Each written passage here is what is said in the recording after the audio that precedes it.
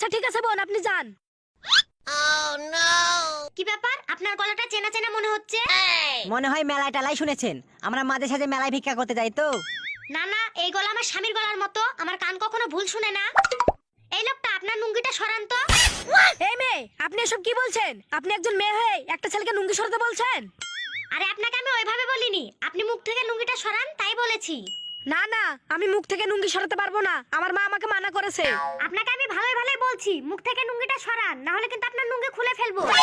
এই, আপনি তো ভীষণ ভয়ঙ্কর মেয়ে দেখছি, একজন পরপুরুষের লুঙ্গি খুলে ফেলতে চাইছেন। হ্যাঁ, আমি এমনই। কিরে পারুলা, কি হলো?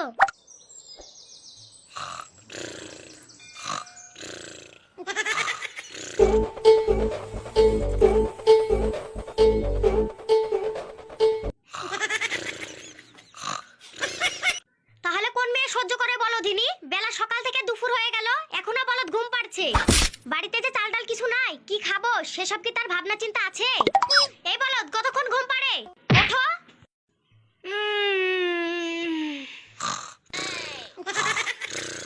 কিরে, ওকে ডাকছি আর ও আবার অন্যদিকে ঘুরে ঘুম পাড়ছে।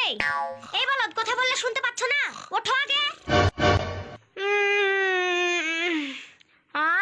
কি হলো? তুমি এত সকাল সকাল আমাকে ডাকছো কেন?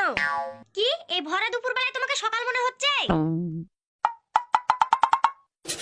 কেন তুমি জানো না, আমি যখন ঘুম পেড়ে উঠি তখনই আমার কাছে সকাল হয়ে যায়। হ্যাঁ, তুমি রাজার বংশধর না, সেজন্য তুমি যখনই উঠো তখনই সকাল মনে হয়। হ্যাঁ, সেটা অবশ্যই ভুল বলনি। আমাকে সময় সময় মনে হয় যে আমি রাজার বংশধর।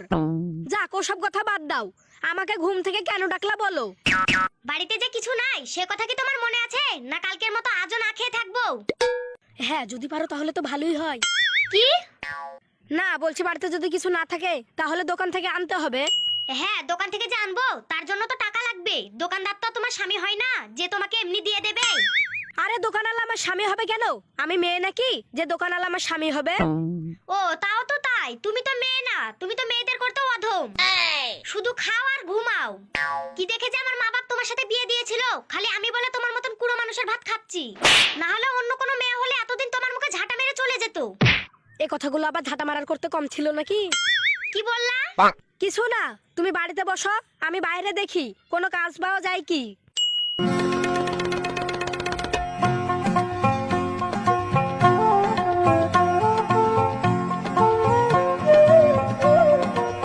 কিরে আমিনুল, কাজ থেকে ঘুরে আসলি কেন? কাজ করবি না? বাড়িতে মালিক থাকলে তো কাজ করব। মালিক থাকলে কাজ করবি মানে? কেন, মালিক কোথায় গিয়েছে? মালিক 1 মাসের জন্য কলকাতায় তার বোনের বাড়ি গেল। কি বলছিস?